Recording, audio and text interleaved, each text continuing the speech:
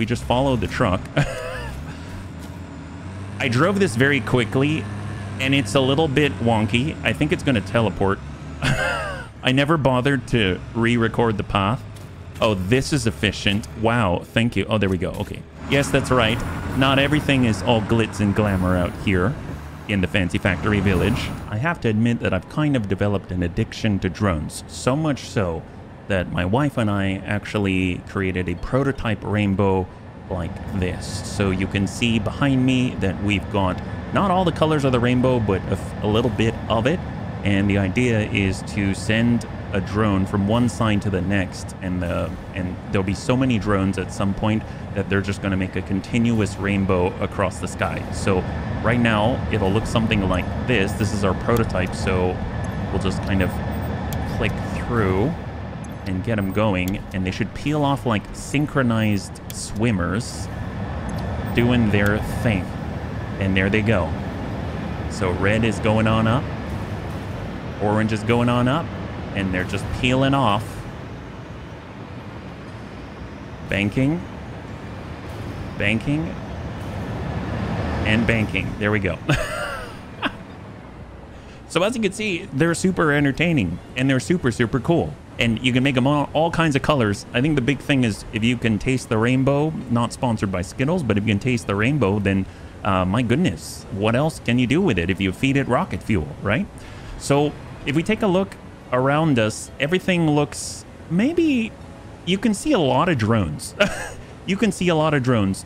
And I think probably the best example of that is our brand new supercomputer little setup over there. So let's head on out to TODW computers, or top of the world computers. So I'm going to just move along with the hover pack and have faith that we're going to connect somewhere. Oh, yep. Okay, I almost lost faith there. This little ditty right here is a perfect example of how to bring together different elements of our current production network.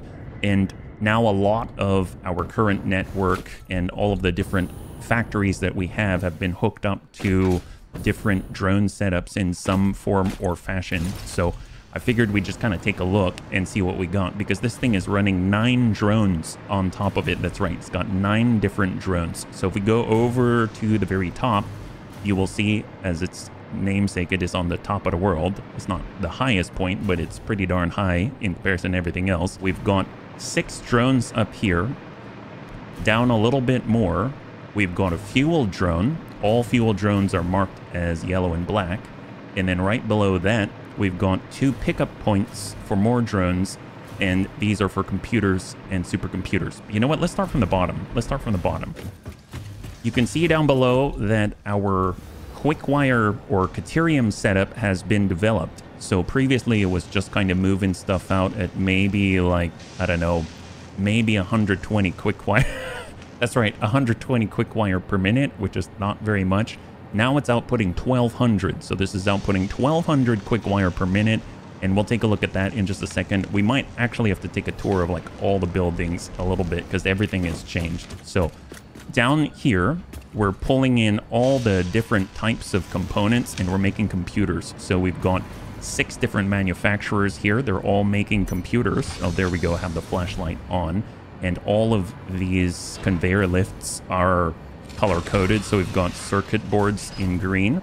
We've got our QuickWire in Caterium. And then we have our rubber here in the black and the red. And it's all just flowing down like a little bit of a waterfall and outputting, I believe it's 30?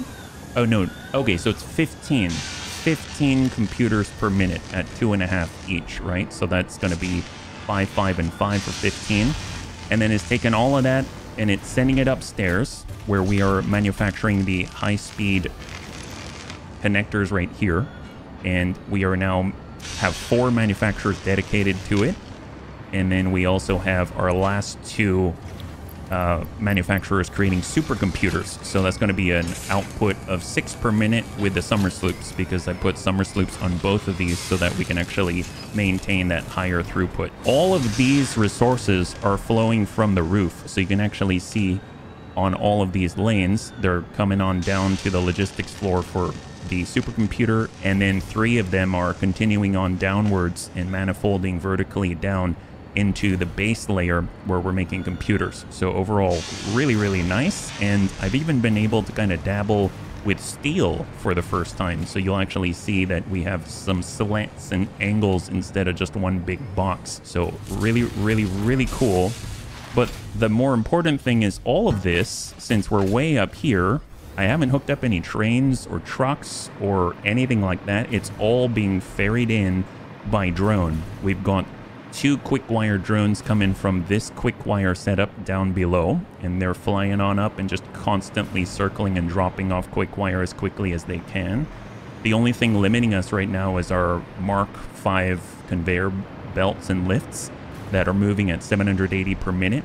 We've got our cables coming in here. We've got circuit boards through here, plastic. We've got rubber.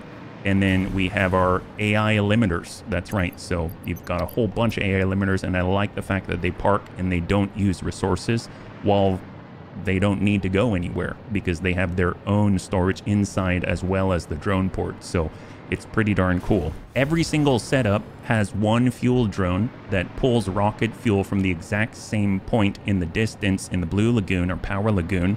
And we'll visit that a little bit later because it's actually kind of impressive. I guess once we go around, you'll get an idea of how much fuel is being produced and how many drones it's able to keep flying. So really, really neat. And then out of that, we've of course got our computers and our supercomputers flowing into these 2 stations as pickup points. So pickup for computers, TODW computers for top of the world computers. So very, very cool. And it's allowing us to combine things more rapidly. I have to admit that kind of the impetus for moving forward with drones over trains and things like that is just because of intimidation and fear. When I looked around me, I saw how long it took me to kind of make this whole thing go. Our single train railway that goes up the train spiral and heads over for the click, click, boom to our armory. And I gotta say, it took us such a long time to set it up for me. It took me such a long time, and it doesn't even have 2 rails going both ways, that I got really intimidated when I thought about setting up an entire railway. I still want to do that. I desperately love trains, but it has definitely stunted my motivation to do so. So instead, it seemed like it was a lot easier just to plonk down a drone port and not have to worry about any of that. And all I have to do is supply it with some fuel, and that's it. And we've got plenty of rocket fuel in the distance. So this is the result. Down below, we've got 6 drone ports, and I kind of created an ad hoc setup right here. This is our Diagonally Magic build station. It's basically a prototyping area where we can bring in and build whatever we want. So right now we are making adaptive control units, just a little bit at a time at 5 per minute.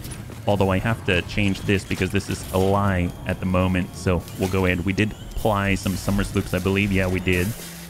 So this is now outputting 5 per minute of the ACUs, and then they're being ported up to the top for pickup right here. And that's actually pretty important, because one of the other things I'd like to do, and I just remembered it right now, is I'd like to at least make some progress towards phase 4's completion. So let's head over to the space elevator in the hub, because we've set up some things over there that could help us to accomplish that task.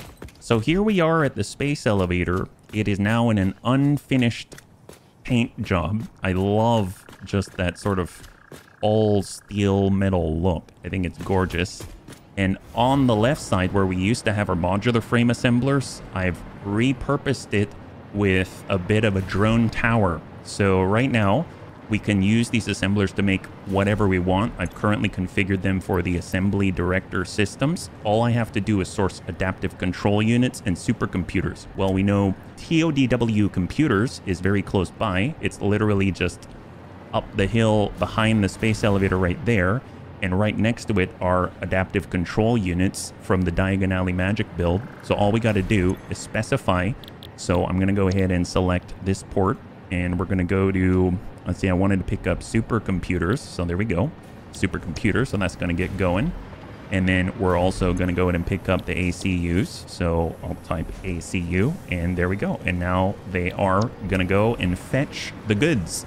So they're going to go ahead and bring those items over here. They're going to flow right down the tower, and then it's going to dump them in the assembler, and they're going to output and toss them in the space elevator. So if you look at the upper right-hand corner, the very first item for phase 4 is actually that assembly director system, and we need 500 of them. Well, guess what? We might as well get started, and this is actually going to cruise along at a blistering like 7.5 per minute.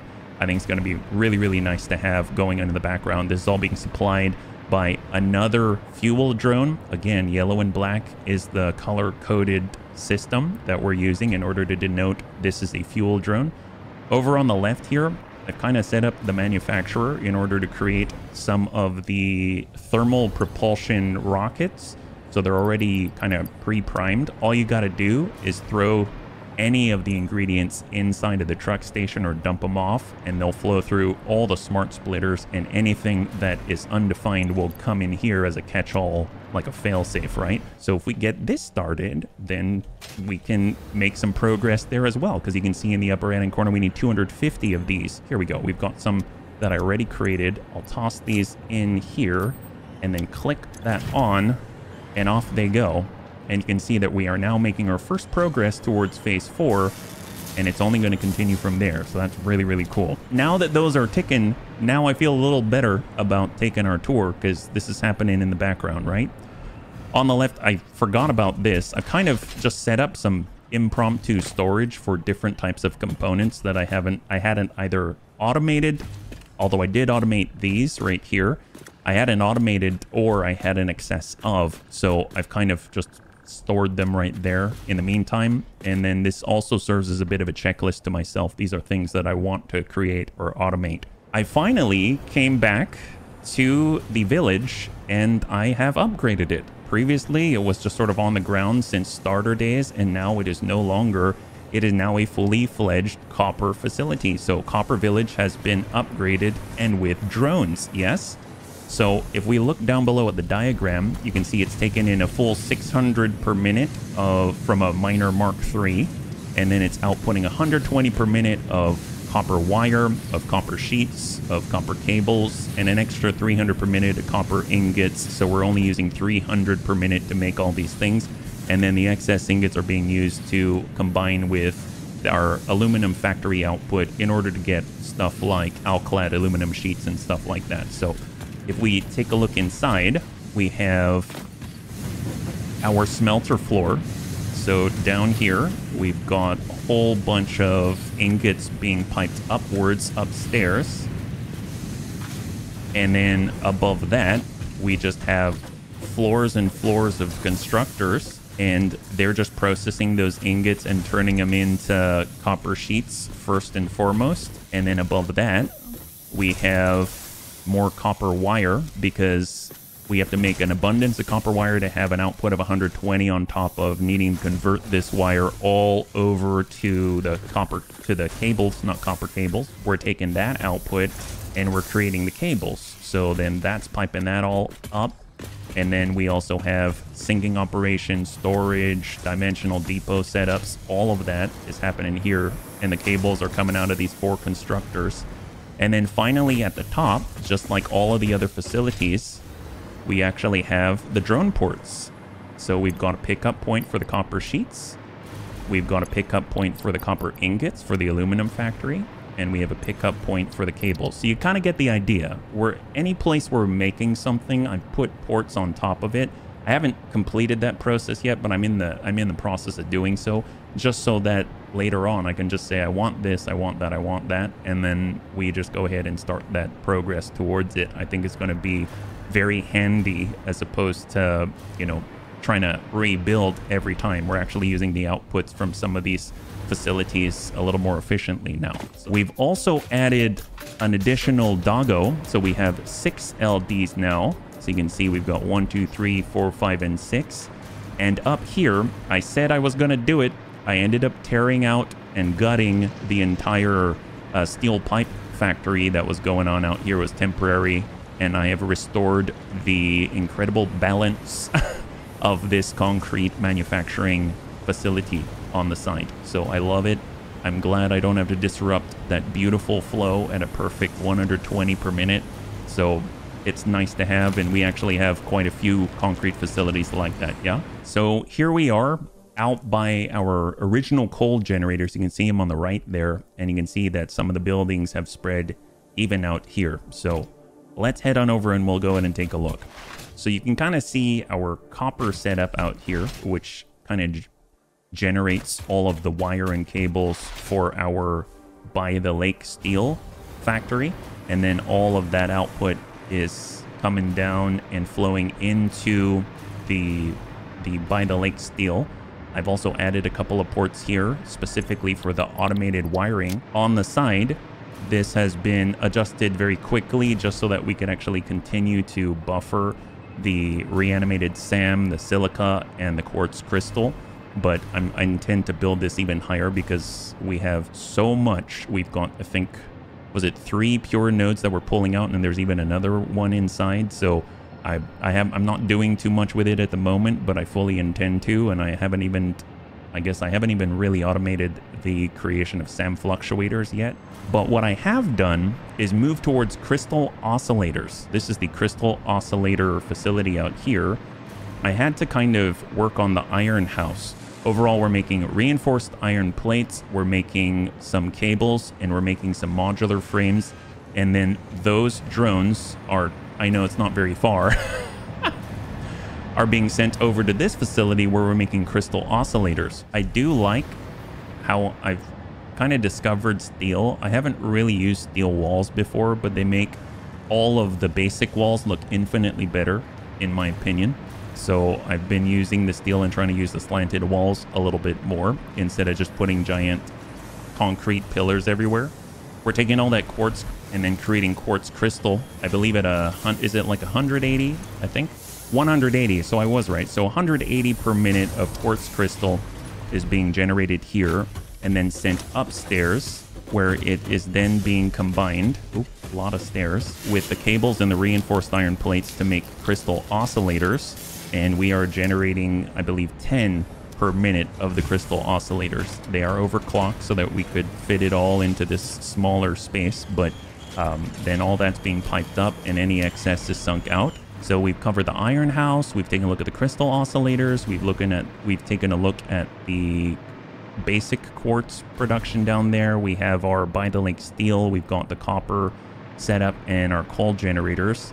Oh, that's right. So when it came to TODW computers in the distance here, I was finding I was having a bit of a bottleneck for the QuickWire because we are also creating AI limiters with QuickWire. So instead of cannibalizing our single source of QuickWire, I set up another facility very close by to handle that process. So let's go in and take a look. I didn't know that there was a Caterium node inside of this cavernous network right here. It's almost like an oasis. So for the first time, I've tried out the pure Caterium ingot setup using refineries. So inside, what I've done is I've used the water from this tiny little pool right here, and I've combined it with the Caterium ore in 10 different refineries in order to make 300 Caterium ingot. And then I'm using this truck to move those Caterium ingots next door, where we can process that into 1500 per minute Caterium, well, QuickWire. And then I'm using drone ports to shuffle that off. So if we just follow the truck, I drove this very quickly and it's a little bit wonky. I think it's going to teleport. I never bothered to re-record the path. Oh, this is efficient. Wow, thank you. Oh, there we go. Okay, great. Now it is on its way. Yes, that's right. Not everything is all glitz and glamour out here in the Fancy Factory Village. So we've got our truck mobilized to carry many stacks of Caterium ingots over to its neighboring facility. And then that is going to add to this truck station where, honestly, I don't think it can actually offload anything. which means it's got good throughput. Yeah. And then we've got all these constructors to just crank out quick wire like mad. And it's going to output 1,500 quick wire per minute. So look at that. You can see it all down there. It's beautiful. And they all flow through. And guess what? That's right. Go to 2 drone pickup points. So you'll see that we've got it all flowing into 2 different drone ports.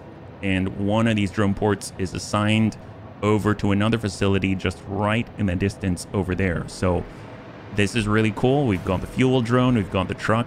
We're kind of bringing it all together. So that's pretty phenomenal. So we're currently at the outskirts of the Western Steel facility. You can see the iron ingot production out here. The smaller iron ingot production at 135 per minute. And then our new facility at the impure copper node. So it's an interesting shape. I actually kind of like it. It doesn't look like just one big giant box. I still have to go around and label everything. So it's taken in the full with a minor Mark III on an impure copper node, 300, copper ore into copper ingots per minute.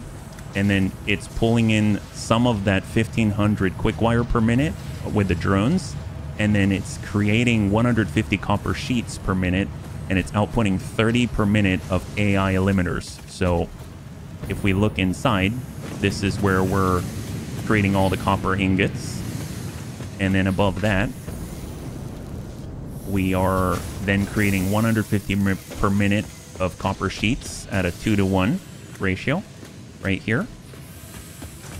And then we are taking those and making our 30 per minute AI eliminators. So this is where that is happening. So you can see each are 5, and we've got 6 of them. And they're taking all the quick wire through the drone ports and combining them with all of the copper sheets from just down below. And then they're outputting, storing up, buffering, and then sinking the excess, and then sending them up top for pickup, because we are in fact utilizing it, right? And there are the drone ports. So you can see this is the pickup point for AI limiters. We've got our fuel drone, and then we've got the quick wire coming in through here. So it's all running like clockwork. Really, really cool stuff. There's our other concrete work there. We've got coal coming in down below. This is the Western Steel facility. Not too much has changed here. I just earlier today, I added a couple of ports, basically a pickup for the automated wiring, and then a fuel drone. That's about it. I didn't really do too much to it other than that. Here we are over at the heavy modular frame factory. Everything is the same. It's still in its half-ish sort of state, but I've added, of course, some drone ports to the top so that we can have a pickup point for heavy modular frames. It's currently being used at our Diagon Alley Magic build to make the adaptive control units. We're gonna head on out over to the oil islands. So because I've also set up a new factory, you can kind of see it in the distance there. It's making 200 per minute of plastic and 200 per minute of rubber. We're basically taking one pure oil node. We're not using the whole thing, but we have 8 refineries for polymer resin. So each one's outputting 130 per minute of polymer resin and then some heavy oil residue.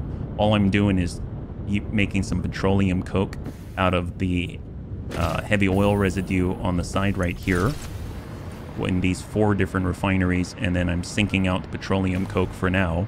And then I've got 10 and 10 of the plastic refineries and 10 of the rubber refineries, each outputting at 20 per minute in order to create that 200 per minute of the plastic and the rubber. And then those are now hooked up to drone ports. Still have our same setup, everything else, except for the aluminum factory, which has changed just by the addition of more drone ports. So you can kind of see one elevated right here. This one, I believe, is for the aluminum casing. And then we've got one hooked up down here for the empty fuel tanks, because that's how we're getting all the rocket fuel. And then we've got one that is pulling in copper ingots from the copper village in the fancy factory village in order to create the alclad aluminum sheets. Right now, they're just being sunk out. So we're heading on out past our prototype rainbow. You can kind of see it. I have to admit, it's a little hard to see the colors of the drones, but I would imagine if we mess with maybe the luminosity or something like that, then maybe it'll stand out a little bit more.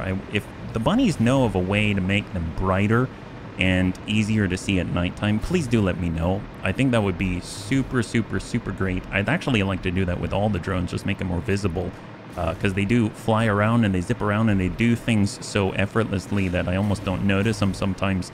And it would be really cool to see them move around a little more. I think it's one of the main advantages of trains, at least for me, is that you can kind of, it's hard to miss, and they look so cool. They look so cool, but I have to say that I'm liking the ease of use of all of the drones right now. Here we are at the armory, and you can see over on the right side, that is our circuit board setup. Oh, I totally forgot. Since the latest patch, a lot of stuff has respawned, including all of the wildlife and fauna, and then also Mercer spheres. So I'm kind of cool with that. I've been going around just picking up Mercer spheres, but if you hear, like, oh, speak of the devil, look at that. There's one right there. I've definitely collected this before, and you can tell that it's one that I've collected before just because it doesn't have a casing on it. So let me just go ahead and clear the threats on the field. Ooh, hello. Wow. Oh, did they fight each other? Oh, nice. They did the job for us. If you can see, there's a bunch of spider stinger remains all over the place. Actually, you know what? Let's use our new explosive rebar. Oh my god. That works. Oh, excellent. I gotta say, I've just discovered explosive rebar, and it's probably one of the coolest stuff ever. It actually removes, very precisely, it removes the trees or any sort of blockages in the environment that are destructible, and it doesn't have as large of a blast radius as the cluster bombs or the cluster nobelisks. So it's been a real boon to have, because it's sort of like your one-stop shop for damage output. You can destroy objects, and you can destroy any fauna that's attacking you. Here we are. I obviously have not, it's just a bunch of floating platforms right now. I haven't actually taken any time. This is what stuff looks like before I get to beautifying it. I was moving like crazy, and I forgot about it, if I'm perfectly honest. So essentially, I've expanded upon the oil well extractors that we have on the side here. We're just pulling in 2 at 240 each, I believe. So 480 cubic meters of crude oil. It's then feeding a combination of polymer resin and heavy oil residue refineries, and then outputting all of the heavy oil residue into this petroleum coke on these 7 refineries right here. And then it's piping all that petroleum coke down. And this is actually kind of a cool thing. We've got a lot of sealing belt work, but you can't see it from afar because I did this by accident, but this right here is a 4-meter foundation, and that's a 1-meter foundation. So it's actually recessed. All of the belt work is recessed into the ceiling. Isn't that cool? So in theory, instead of having a logistics floor, I sort of have a reverse logistics floor, because normally what I would do is take the 1-meter foundation like this, which I think is really interesting. This is all by accident, so you can see this will fit, right? So we could have a whole logistics floor right here, but instead I accidentally put down a 4-meter foundation and found that it hid things, but it's just recessed in the ceiling. So I thought that was really cool. I've never done that before except for here, and I have to say I really like it. In fact, I'm glad I've reminded myself, because I'm going to try to do that some more. It's cool because it's easy to maintain. You don't have to disable or dismantle walls in order to get in to adjust issues that may arise, and you can still see stuff if you want to. And if you just get on the outside, you don't have to see any of it if you don't want to, right? I think it's really, really cool. So anyway, I dig that. Right now we have, I think it was, is it 28? Right now we've got 14 and 6, no, 30. We've got 30 refineries creating rubber. And then all of that rubber is being combined with the petroleum coke down below. So this is the assembler floor down below.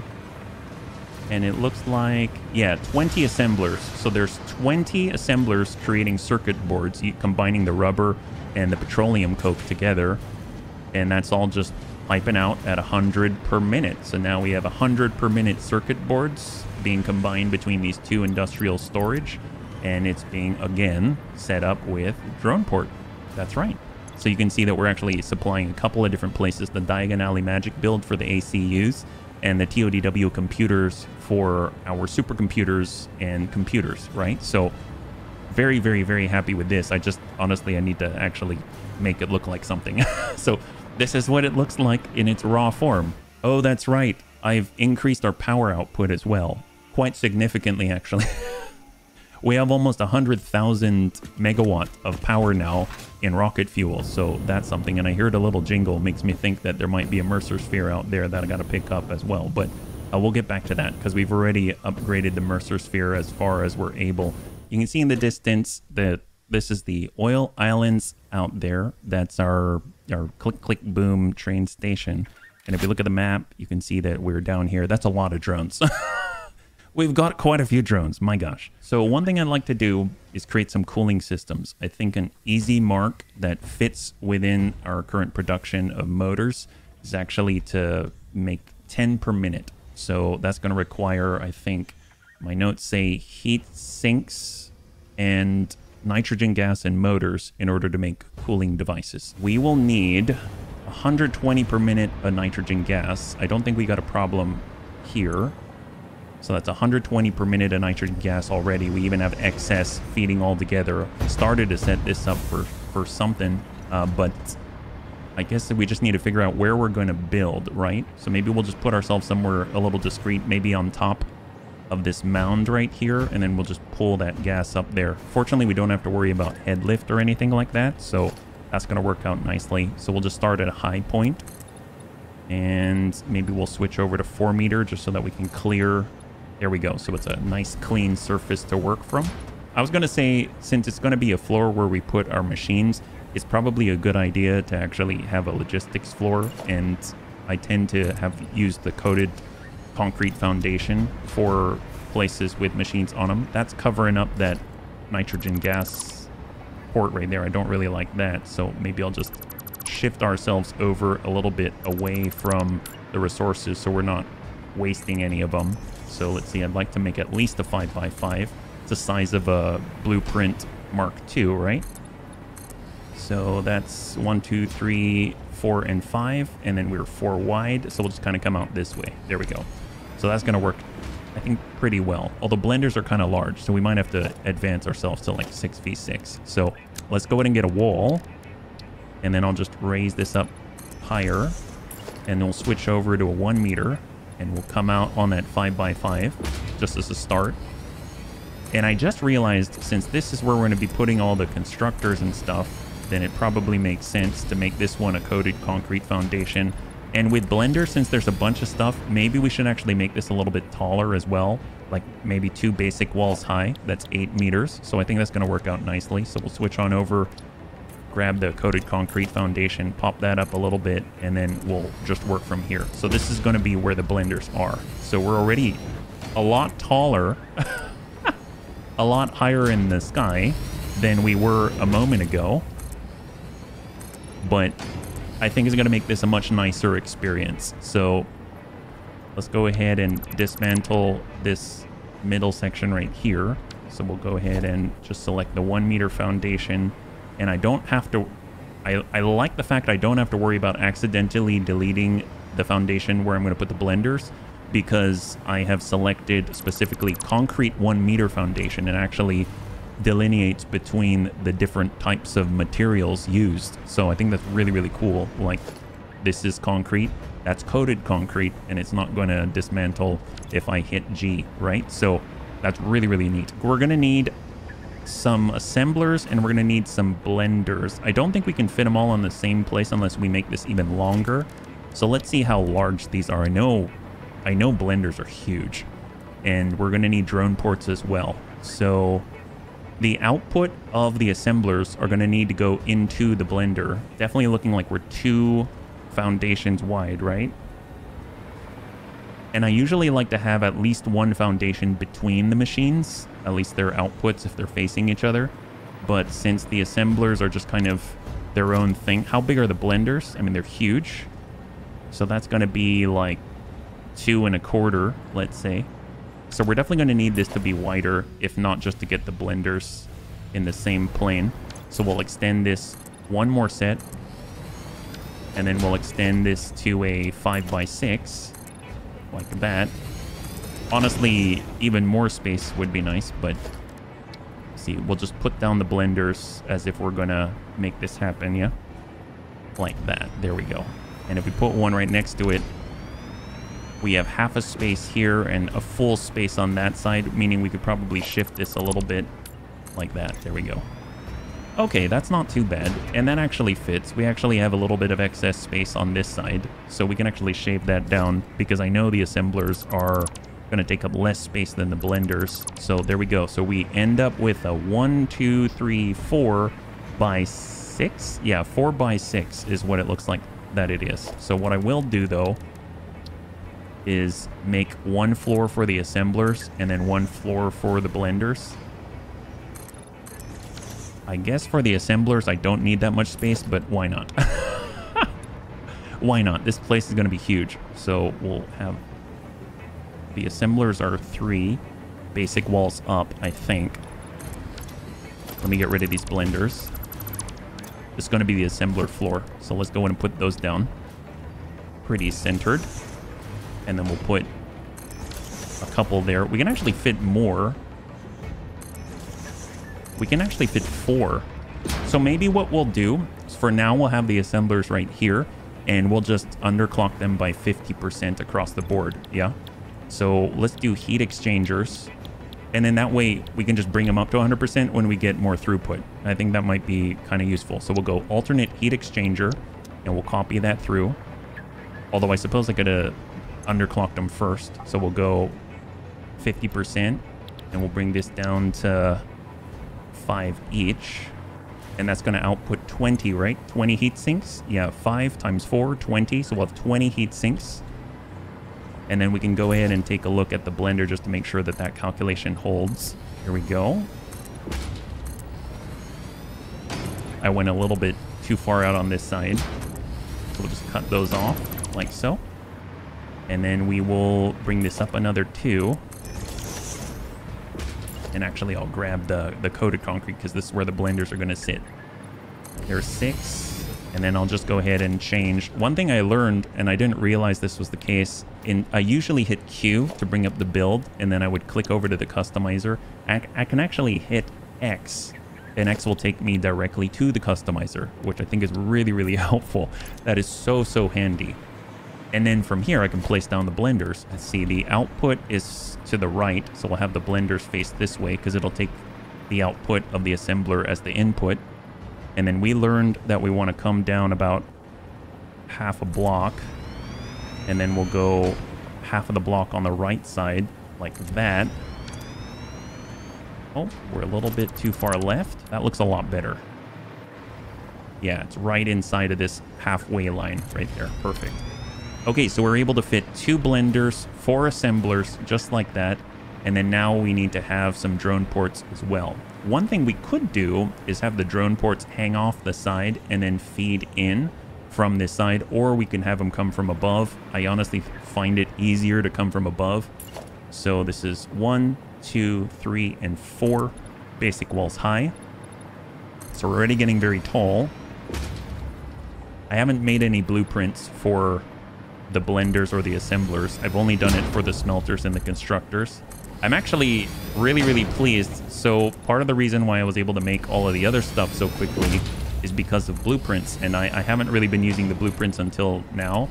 So you can actually see that if I were to put down, let's say, the constructors on a 5x5, it looks like this, which I think is really great. And I love the fact that it's already pre-set up with the customized patterns on the ground, the materials. It has a built-in logistics floor. It has power almost pre-hooked.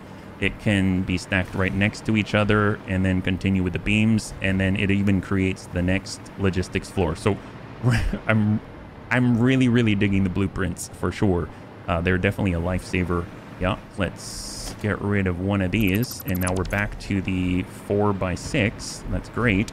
And then we can set up for our ports. The nice thing about a 6 is that it's exactly 3 wide for a drone port. So let's go ahead and have, let's see, how many materials do we need to bring in? We need to bring in rubber and aluminum casing.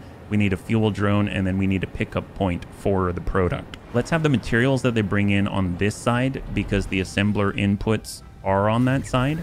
We just need to come up one more. There aren't a lot of things moving around, so I think we can have a much narrower or more shallow floor, logistics floor for the drones. I actually might want to make this taller just because I want to fit in an industrial storage. So we'll just stick in an industrial storage so that we can have our buffer, because usually I don't mind having the industrial storage on the top layer with the drone ports, but right now, because it's such a narrow spot, it's 3x2 footprint. It's actually 3x3, but if you hang off the edge, it's 3x2. That's actually in contact. You'll see what I mean. So if I get a drone port right here and I put this down like this, so if I hold in this spot, you'll see that it takes up exactly 3 foundations wide, 1, 2, and 3, and then 2 deep, and then you've got the hang off for another foundation, which I don't mind. So we can fit exactly, well, honestly, exactly 3, most likely. We'd have to expand this farther, and we don't have enough room for the industrial storage containers on the same platform, so our logistics floor is going to need to hold the industrial storage containers. So I think I'm going to need another 3 walls high in order to contain it without it clipping through, right? Because if I do this, yeah, that's not tall enough. If I actually do 2 walls high, then it starts to clip through like that. So we do need it to be 3 walls high. Okay, great. So for reference, the industrial storage container will fit. We've got the blenders underneath. We got the logistic floor for the blenders underneath that. We've got the assemblers, and then we've got the logistics floor for the assemblers. And I think that will be it. So I think what I'm going to do is switch this over to asphalt. I've been using asphalt mostly for wherever I put the drone ports. No reason other than just nomenclature, right? And since the assemblers, I believe they're loading on this left side and the products coming out the right, we'll go ahead and have the drone ports hang off this way for the incoming ingredients for the aluminum casing. Click them through. We'll put one down. And then we'll just mirror these 2 right here. And there we go. So now we've got 2 ports. And these are going to... I guess we have to figure out what we're going to call this. This is going to be called... We're making cooling systems. So it could be the cooling tower. We can call this the cooling tower. Cooling tower aluminum casings, like that. This one can be cooling tower rubber, like that. Rubber input. And then we're going to need a fuel drone, which we can probably hang off the side and then also deliver the goods off the side as well, because we want this space. Honestly, we definitely need this space. So let's go ahead and just get some basic walls for now. Heck, we can even turn it into steel, and that's probably going to look okay. So I'm just going to go ahead and put out the walls like this. And what I like to do with the fuel drones, if I don't have enough space, is just hang them off the side. 2, 3. 1, 2, 3. And we'll bring that across. And I'll actually extend it a little bit more. So a full 3x3. So that I can actually shift this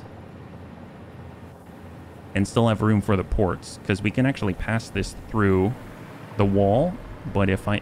actually, no, we don't need the third, because usually what happens is this railing right here starts to hit the walls over here. But since this is the very top and I don't plan on putting a roof, we can totally bump this back all the way. So I'm going to do that.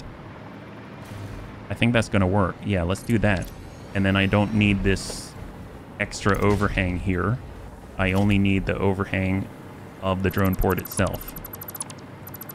There we go. And then we'll put in another one. And this is going to be the pickup point for the finished product right there. There we go. Great. Excellent.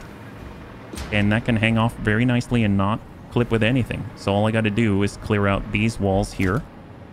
I can just select basic wall only.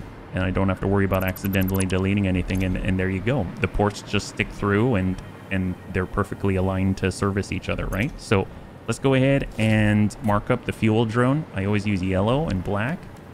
And we'll go drone like this. And we'll mark this as the cooling tower fuel drone. like that. There we go. And then eventually it's going to be a pickup point, this one. So this is going to be pickup. And then the item name, that's going to be cooling system. And then the location, cooling tower, like that. There we go. So all 4 drones are named correctly as per how I have designated my system. And that's very, very important because there are so many drone ports. Like if you look at all ports right here, there are 61.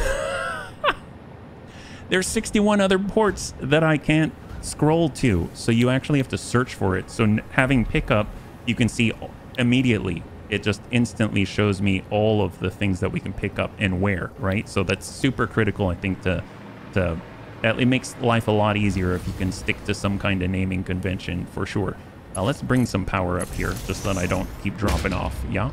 We're getting a little bit too tall for this structure. So let's make sure that we've got incoming rubber. So I've been kind of using this color for rubber. It's like black with a red highlight, and the aluminum casing will just go with unpainted because it's kind of the color of aluminum. And then the pickup point, we can make it, let's say, orange, like that. That'll be the, or I guess we'll make it green because it's like the output.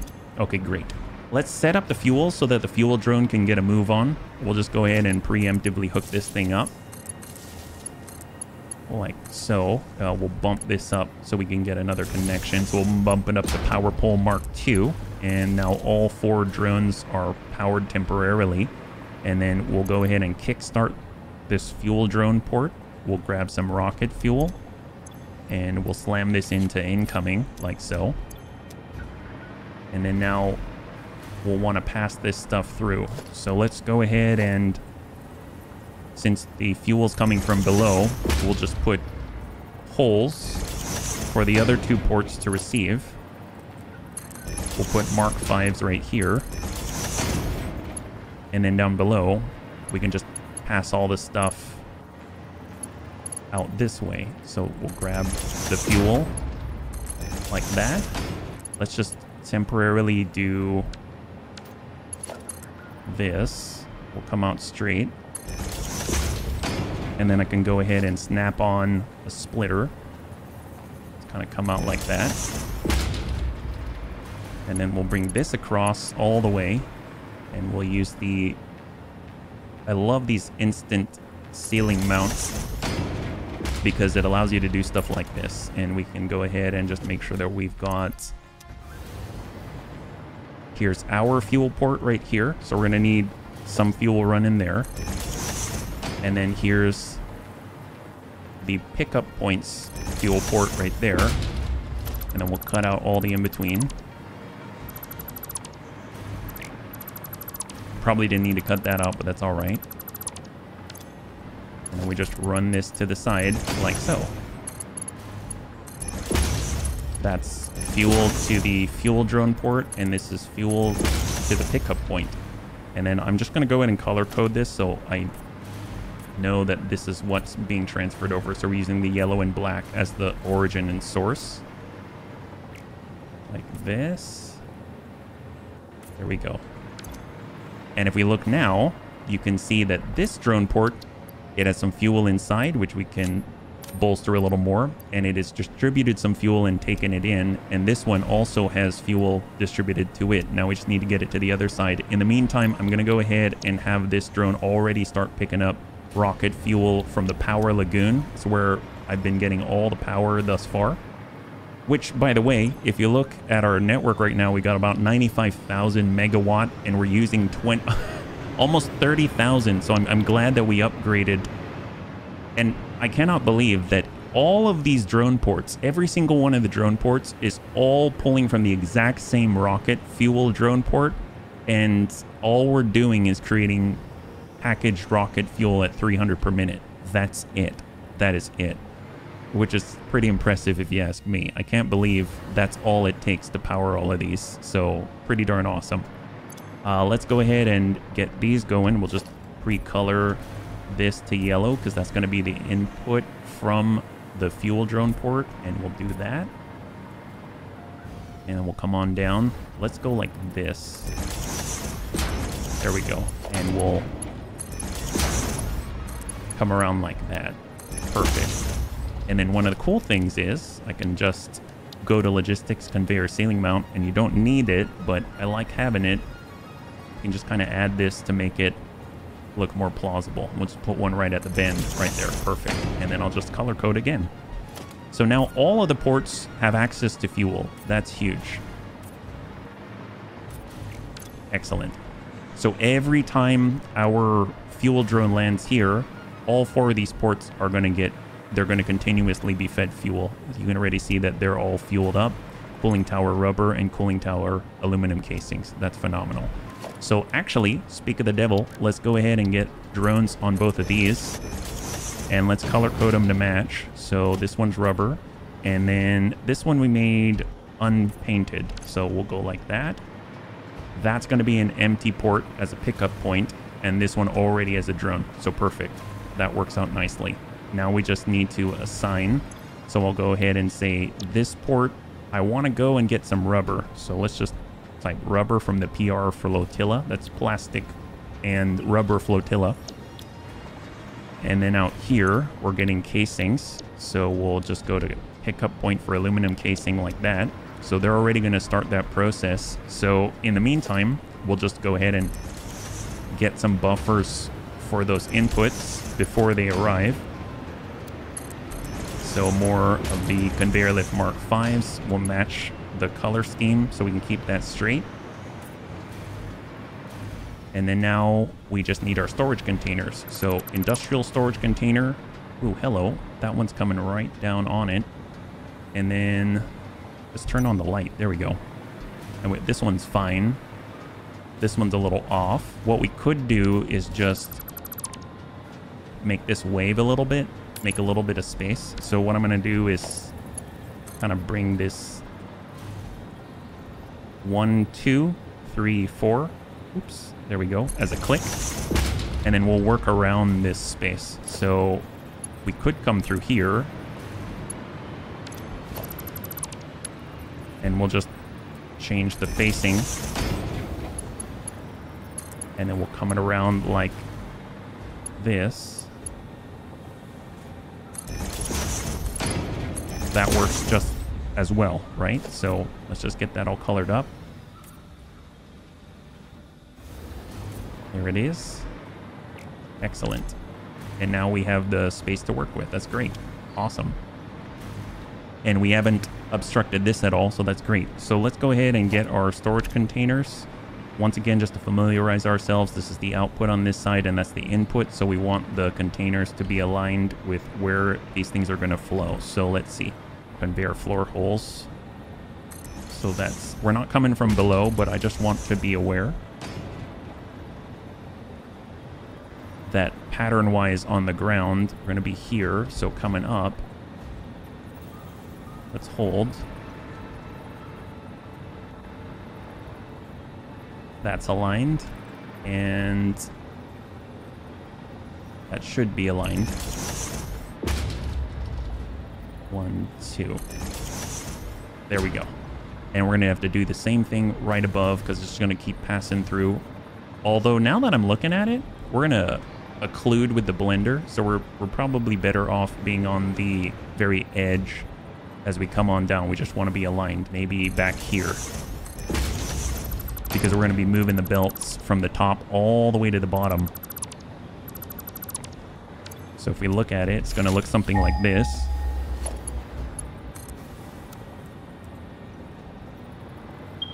Like that. There we go. And then we'll go ahead and just run these through like that. And let's just run one all the way to the top just to make sure that it works and doesn't have any issues. And then we'll go ahead and help out with the other ones, yeah? And it'll give us a better idea of where to place the industrial storage and in what direction and orientation, right? Because we're going to need to split the incoming materials to different places. Oh, that's off. That is off. And we're going to need to go 1, 2. Perfect. Excellent. All right, let's start passing this up. So we'll go lift. On his way up. Look at that. That lines up. That's beautiful. Love it. And then we'll just go ahead and have the tops like this for now. I don't know if that's going to be the final setup or orientation, but you can see that that lines up pretty nicely, and we still have room to work with on this opposite side and have room to pass the product up from our, like, it'll basically be up here, right, when we deliver. So actually, there's probably a good idea. Ooh, look at that. If we take the product and pass it up, we're going to run into that sort of issue, or we can merge them and then move them elsewhere. Let's just be aware of it. So I'm going to preemptively take the cooling system output and just slam this through the floor so that I know where it's going to be. And we'll just do something like that. And that means we can maybe reorient these or raise these a little bit higher. So instead of being on the same level as those outputs, we'll go 1, 1, 2 on the click. 1, 2, like that. Maybe something like that. Or better yet, actually we'll come up 4, 2, 3, 4, like that. Because that is the same level as the top port for an industrial storage container, right? So that could be kind of nice. Well, let's see. We've got a port coming through here. We've got goods flowing down through here. And we're going to have industrial storage containers lined up with them.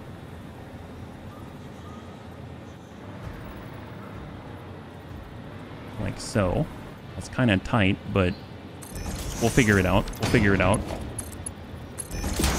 So this is the aluminum casing. Okay, so let's just make sure that we've got this all color coded. So that's aluminum casing, and we're going to do something very similar here. We'll hold, just make sure that they're in alignment. So we'll bump that up 1. That's looking good. And pass that in, and that's going to be the rubber. So we'll just make sure that that's color coded appropriately with the streak of red. There we go. Excellent. Let's go ahead and put in the other assembler ports so that we're aware of, we have all the puzzle pieces that we need to work with on this logistics floor. I'm glad now that I made it a lot taller. That's super, super nice. There we go. All right, there it is. Perfect. You kind of have to like blur your eyes. You kind of have to blur your eyes to make sure that it lines up. At least I have to. I don't know if anybody's have that kind of experience, but all right, let's see what we got. So now this is a lot easier. You just kind of pass it up, make sure it's rotated the right way. I mean, you don't have to. If you want, you can actually have this rotated different directions every time it goes up, almost like it's twisting. But I like to have it all face the same way. Excellent. And then we've got the heads. I honestly should be having these at 2 different heights just because of the 2 different types of materials. Maybe we'll go with the aluminum on the floor or something. I don't know. Let's see. Where is the input here? So we're going to be taking in the finished product from this point. So let's take that port, and this is going to be one of the finished products here and on that side. So we could go around the storage container in theory and then join up, so we can go put a merger on it and just route that across. I don't know if that's the right way to do it, but for now that's what we'll do. And then this I believe was green, yeah, so we'll kind of go, that's heading on over to green, anything associated with it, like so. And this is just temporary. Yeah, great, because it didn't have any floor holes, so it colored the bottom as well. So that's just there. Then we'll work around this. So now we've got the aluminum casings flowing in. We could just have it come through, maybe either we bring one of these higher and we can work that on the ceiling. Yeah, I think that's what we're going to do. We're going to work one on the ceiling. So we'll take the aluminum casings and work those on the ceiling. So I'll get the lift, bring it all the way up. Is at the same level. And we'll do that across the board. Funnily enough, we're kind of flipping the orientation. You can see that you've got the aluminum facing this way, and then it flips around 180. But it's going to be hidden, so it's all right. And that'll be all the way up at the top. Perfect. And then we can take the splitter And we'll go with a smart splitter like that. Although that doesn't quite line up, so we could... Is that going to fit? No. Yeah, that waves too much. I wonder if you flip it around, if that's going to fix the issue. Like this. I don't think it does. Yeah, it's a little bit off. It's just a little bit off. We could back up the container a tad, and that would solve this. So if I delete this, take the container, previously it was right here, and we bump it back one, and then connector, and now bring that forward and place the conveyor splitter. Does that line up? Yes, it does perfectly. Excellent, excellent. Love when that is the case. That is phenomenal. And we'll just make sure that's all painted appropriately, including the little bit. In that case, let's flip these back around the correct way. Once you fix one, the other ones fall in line, which is wonderful. So this is going to be all of the aluminum, and then we'll pass her through. And we should start to seeing those casings fly. Excellent. Now all we have to do is just designate, I want the casings to go to the right, and then I want the overflow to pass through. And then we'll just copy that and send her on down the line. And then now we're set up for syncing, because we can actually take the sync out this way, right? So that's going to be super helpful. And there they go. So they've all kind of pre-saturated a bit. And then we'll just make sure this is all painted appropriately. Excellent. Okay. So those are all the aluminum. Obviously, if this were a brighter color, this would be a lot easier to see. But that works out nicely. We toss those back in just like that. Perfect. All right. So now it's a lot easier because we know that we've got to bump this one back for all the rubber. So we'll cut that out. And we'll bring this back a tad. Pass in all the rubber so it's not on us. And then we can have a different height, right? So how are we going to do this? 1, 2, 3, and 4. And 1, 2, 3, and 4. Perfect. So while I could, I realize right now that if I pass across, it's going to cut into these belts right here. So we're probably going to want to... I don't know if I can fit one in there. Can I fit a splitter right in here? Potentially.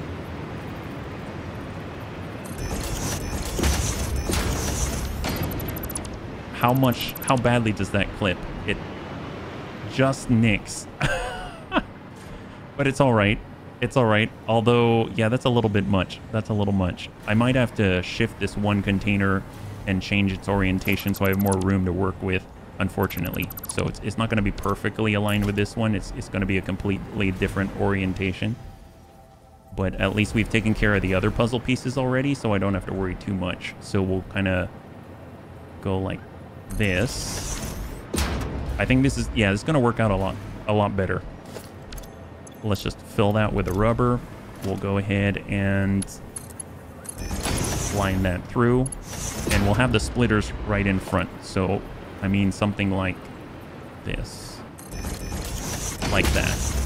I'm curious if I can just clip through here. And do that. There we go. There it is. And then I can actually switch this to a smart splitter by using control. And then we'll do the same here. Smart splitter.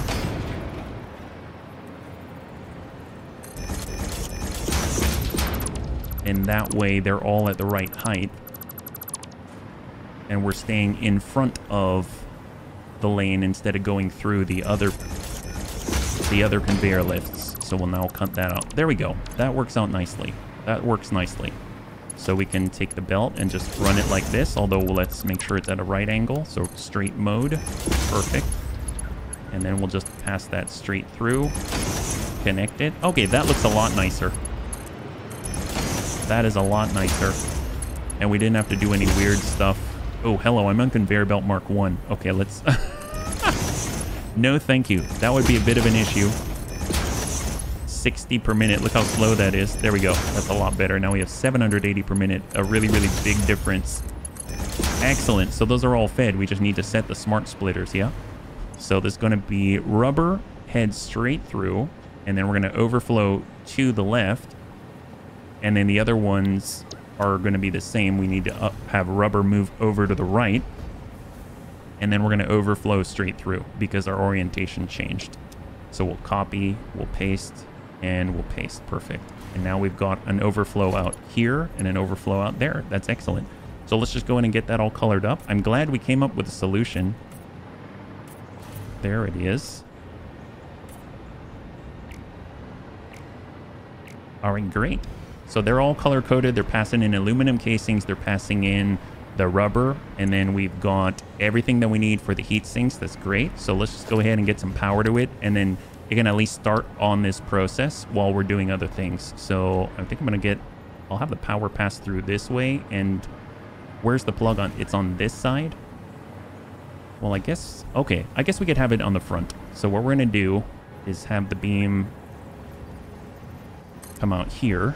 And we'll come up, let's say, 8 meters. And then we'll run this across in almost like a staple. And then we'll run that down 8 meters. Excellent. And then we'll kind of bring that all the way through the floor for reference. And then we know that we have to be in line with this. So we'll go... The plugs are higher, so we can come up to, let's say, 12.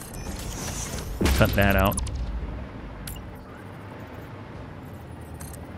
And then we'll bring this all the way across. It's maxed out. And then we'll come down from here, down 12. Perfect. Okay, great. Excellent. So all we have to do now is just cap off the corners. And this allows us to run a cable all the way up. I'm okay with this kind of clipping.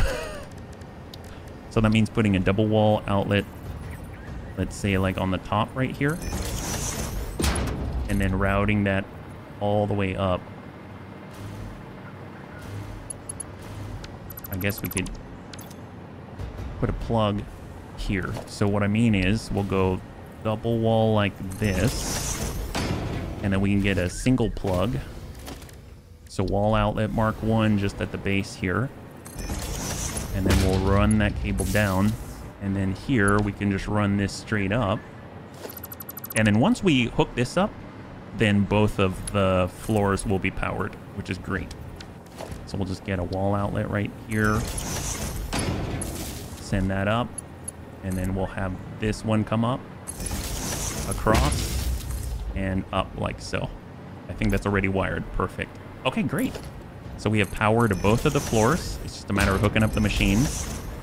That's going to be hidden, so I don't need to worry too much about that. And now let's get this going. We'll just have the plug to the right of the outlet on the lineup. Oops, a little bit too much here. There we go.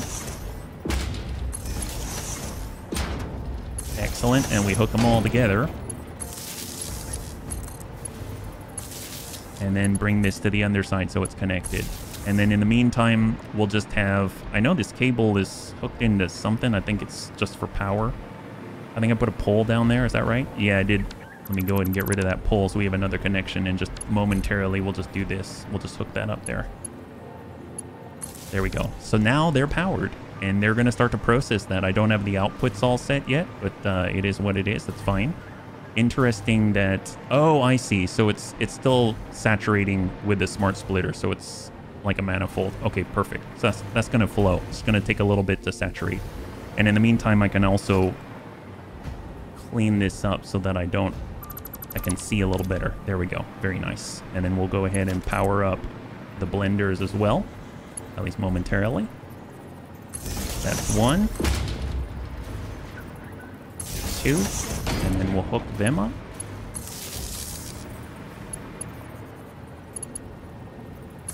I guess I didn't need the one. Well, no, I do need the one on top because I'm going to power those drone ports up top. Yeah. And in theory, we are connected to power. We are, but we haven't actually selected a recipe or anything like that. So we're going to want cooling device. That's right, because we're going to make heat sinks, and we're also going to bring in some motors. Yeah, I still need to fly in. Oh, I need to fly in the motors. I totally forgot about the motors. Crap. We need another drone port. I totally forgot. I need to fly in motors. Okay, well, that's cool. Where are we going to put another drone port? I'll figure that out later. I'll figure that out later. I forgot that I need to fly in motors as well. Okay, so these are all saturated. These machines are cranking out. They've got their own internal storage. We don't have to worry too much. We've got our... I realized that we actually don't need this logistics floor.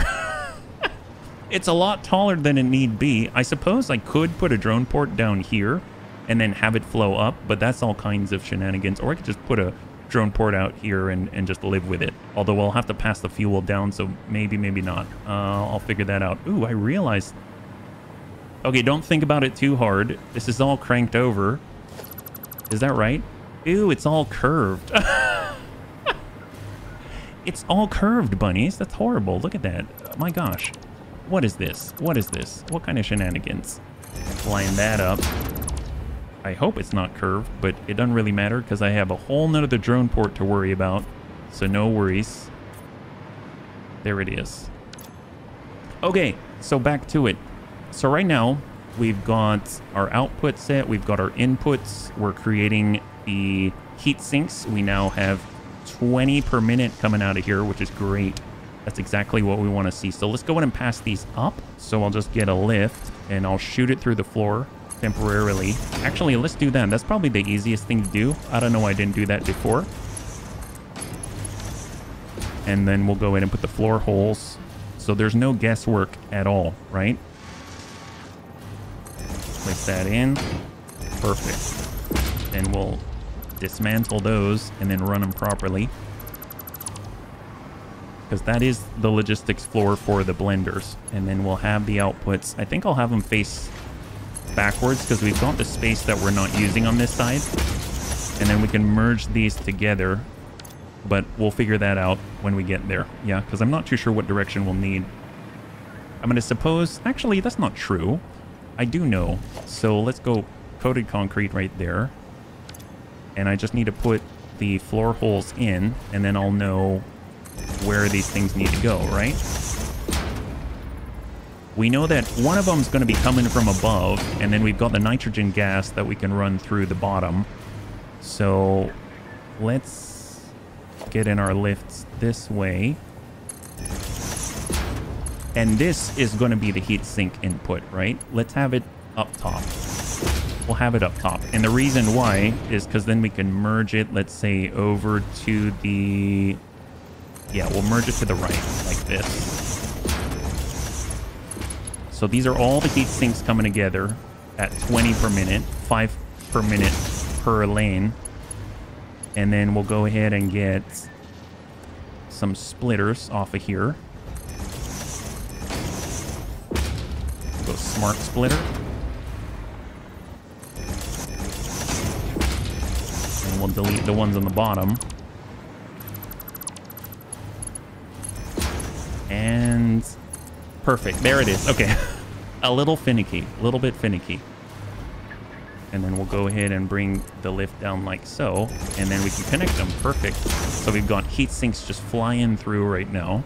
We'll say that we want heat sinks to go to the right. So heat sinks to the right. And we'll overflow right on through. And we're going to do a little bit of the same out this way. Except I don't think I'm going to have... I think it's going to consume all 20. Like if we look at the blender right now, it's going to take in 10 and 10. So I'm not going to overflow this one. It's just going to terminate right here. Because when everything's working, it's going to consume all the heat sinks. There's no point in sinking any of that out. And I think that's going to work out well. Okay, great. If there's anything, maybe I'll color code the outputs. And we'll make it... I don't know. We'll make it this blue color right here. So it's a little easier to see as compared to the other stuff flowing through here. Yeah, we just had to choose the right colors.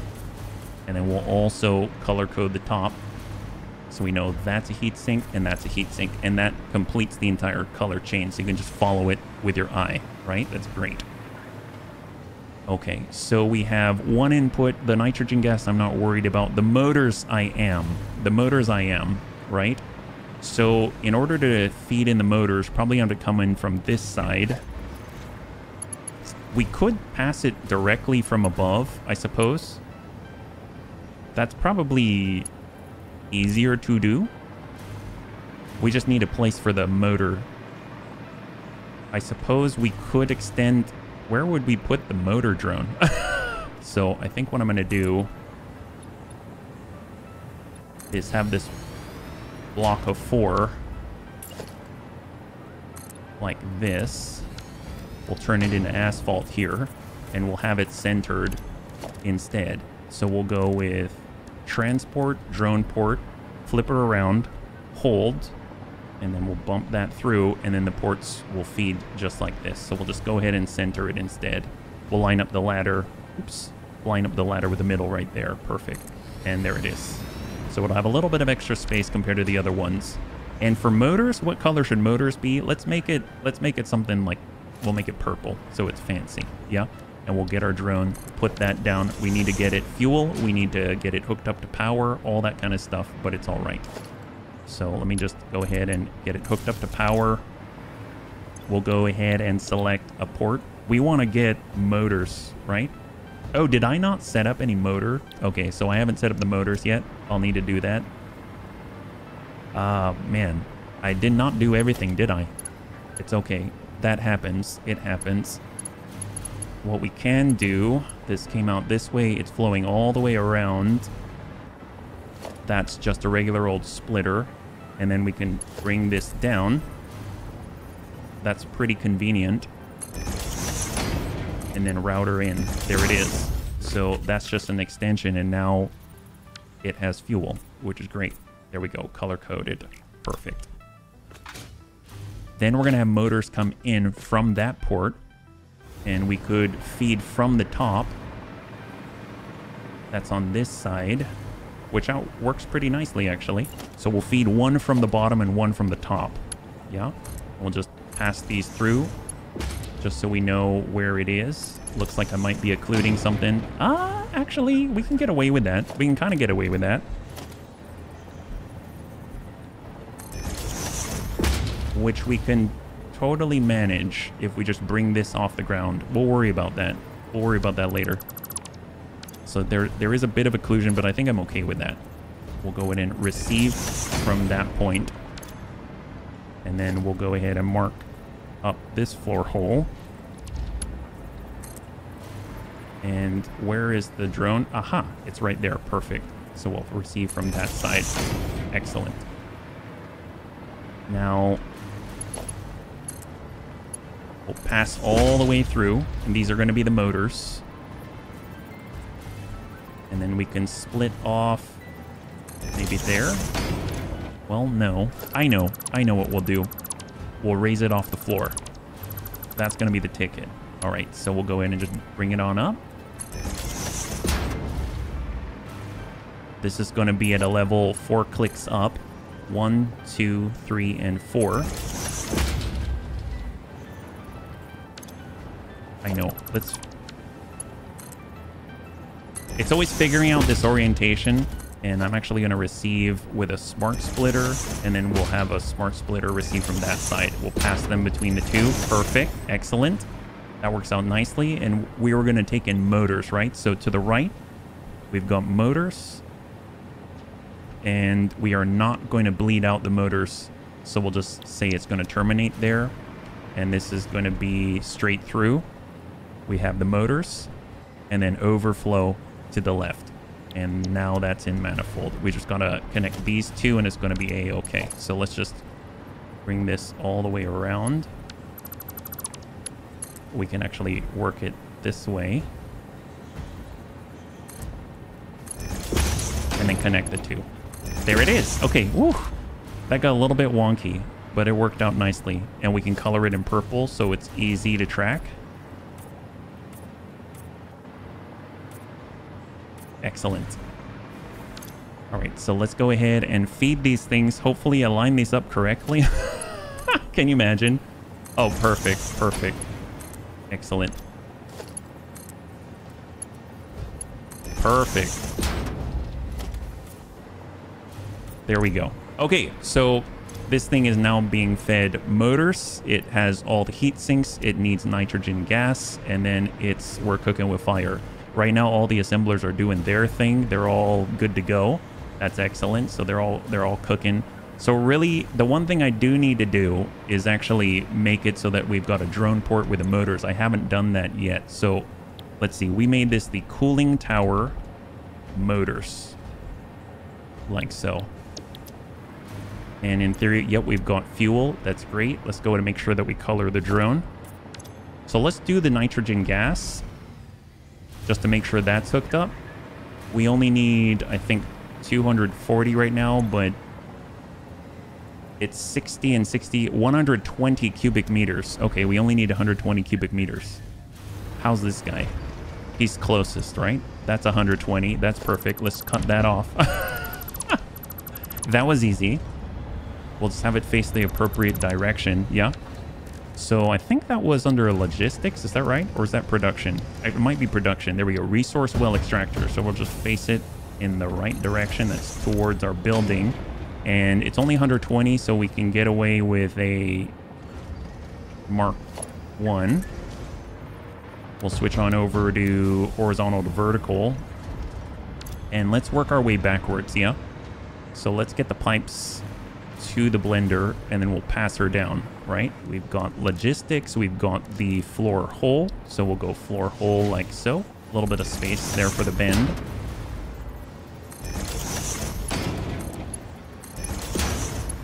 Excellent. Although what I will do, color-wise, let's work with, I think I have it as, we'll go carbon steel. How about that? We'll go pipes or carbon steel. And then we'll just paint this and the hole like that. And that's going to be our nitrogen right now. So we come down. Where are the holes? Yeah, we could bend that out, merge them together, and then pipe it down. Where would we pipe it through? You're going to see it come on down. We see everything kind of cascading through here. So maybe we'll have a hole and it'll come out and then it'll feed through here. So let's get a floor hole. We will put it right somewhat centered here. Much nicer. Okay, great.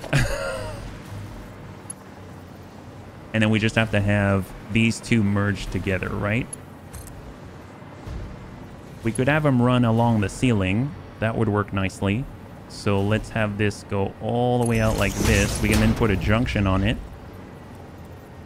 Maybe yay here. And then we'll do a little bit of the same. So we'll have that come all the way out. Now we can actually get a junction to line up with the other one. We'll just eyeball it.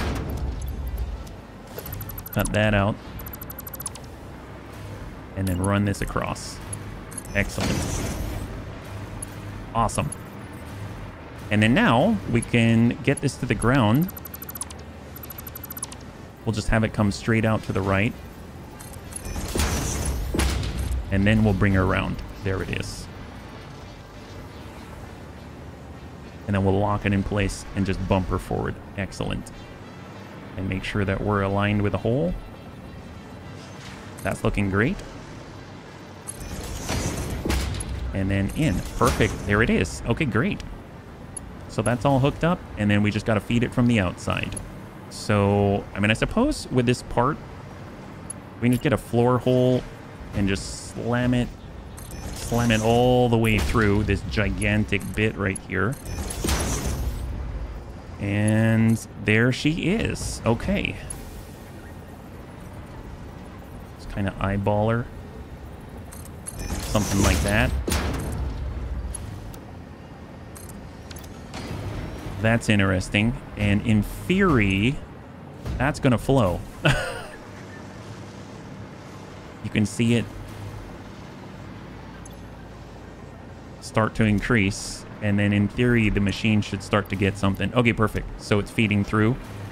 and both machines are starting to get a trickle of nitrogen gas. I'm just going to let that one be, and then we'll come back to this. Right now, we need the motors, right? That's all we need, and then this thing should start to fly. Okay, so we got to go get the motors. So we got to hook the motors up to something. Well, I'm actually flying over to where the motors are being made in Motor City, but I just realized if I look at the upper right hand corner of the screen that we have now completed the very first of our objectives for phase 4, and we're at 200 out of 250, so we're 4/5 of the way through on the thermal propulsion rockets. So I'm gonna go ahead and take a stop over at that manufacturer just to see what it's missing, and we're gonna be able to complete that as well, and we're gonna be halfway through phase 4. All right, we are back. So I found out that all we needed were a few more modular engines over for the phase 4 production of the thermal propulsion rockets. So we're now at 236 out of 250, and it's still climbing. And then right now, I've been able to set up 2 ports over at Motor City. So now we are ready to go. All we got to do is go over to the Motor City pickup point. We just need to adjust. I believe I can go to, we called it cooling tower. So this is why it's important to label things, and the motor one is going to come to this port right here. So that's going to start the process. Relevant ports, we've got a pickup point from the cooling tower's drone, and I think that's going to get us to where we need to go. So now all we got to do is fly on back and see how it functions. All right, so we are arriving at the cooling tower. I already saw the motor drone fly by, so I know it's on the way. So I think we're just barely going to beat it back to the cooling tower, so it's going to be great. Hopefully it's going to be good timing. So you can see that everything is stopped because it's fully saturated as far as I can tell, and all we got to do is wait for the motor drone to come on back. Yeah, so let's just go ahead and kind of take a quick look at everything, make sure that everything, oh, speak of the devil, high five, that's what we're talking about. And you can see we just completed half of the objectives to phase 4. All we need are, I think it's the conversion cube and the magnetic generator, and we'll get to that for sure. But more importantly, let's see how the motors are running. I like when everything's exposed. It's a bit of a Escher painting or something, but it should be pretty cool. Let's go ahead and see it fly on out. I realized that I don't have a buffer for the motor, so I'll need to put that in. I'll definitely need to stick an industrial storage container in there, but that is now being distributed. And in theory, this should go. There it is. High five. That's what we're talking about. So the cooling systems are being created. That's phenomenal. And then those are going to fly out on that green line and then head on up, merge together. And you can see the green out there. And then it's going to come to the pickup point. So as soon as one of those finishes, in theory, we'll see. There they are.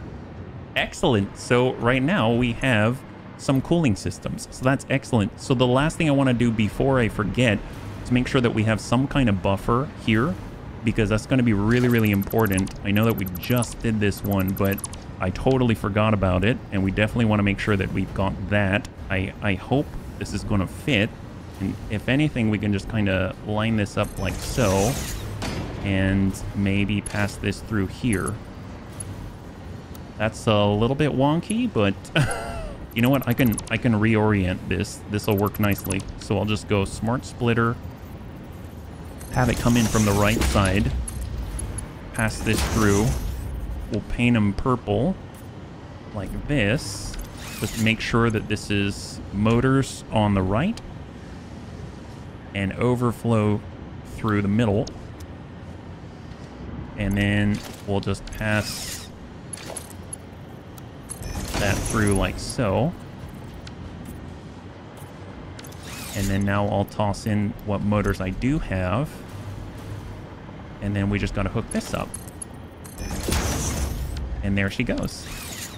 Excellent. So now we've got a buffer for the motors that's heading on through. That's great. So both are creating. We've got cooling systems. I think the one thing that we got to do is make sure that we've got syncing. But other than that, this is the finished product. That was a little bit wonky, but we did it. I forgot some things, but we're able to adapt, and now we are here, and we've got this tower here that we can then scale up, because it's just a matter of either overclocking the blenders and bringing the assemblers up to 100%, and then we basically double our output. That's kind of cool. So I've added an industrial buffer to the cooling system production right here. I've also added a dimensional depot down below for the production of the heat sinks along with a small buffer. And then I've also adjusted some of the placement and the routing for our cooling system production on the green line. And overall, I think this building is now complete. So we are outputting a total of 10 per minute of all of our cooling systems. We have 5 drone ports which are working together to move components down below to the assemblers, and then those assemblers are creating the heat sinks, combining them with motors and the nitrogen gas with the blenders on the mid-level, and then those blenders are creating those cooling systems which are actually moving up the green line and being deposited in a pickup point on the green drone port up there. So I think the only thing that's left to do is to button her up and make her look like a building. All right, we are back, and this is our building. So it has been gussied up, and now it actually looks like a building. So this is, I really like it. It's a cooling tower. We added a little bit of a blue accent at the top. We've got lights inside. We have warning symbols on the ground. There's a lot of stuff going on here, but overall, I like the solution that we came up with. And this is our brand new cooling tower. So there we go. She's actually working. I'm very happy with this so far. So this is going to be excellent, I can tell. The nice thing is, this is just going to feed a lot of other projects, and it's going to allow us to continue to build even more complex items, because this is just one piece of the larger puzzle. So overall, I'm very pleased. So thanks so much for joining me. I had a lot of fun. We've obviously expanded quite a lot, and we're using drones even more. I still want to use trains at some point, but right now I'm just kind of, the drones, the rocket fuel just keeps stretching and stretching and stretching, and it's kind of incredible. We're able to get through half of phase 4, so that's kind of boggles my mind. Hopefully we'll be able to retool things and set them up so we can complete the other half. And overall, I really like what we came up with today. We have a brand new building, and it's able to contribute to the network now. If you enjoyed the episode, please feel free to like, share, or comment down below. It helps us a great deal. I had a total blast. I hope you did as well. And I can't wait to get into the next one with you. Have a wonderful night.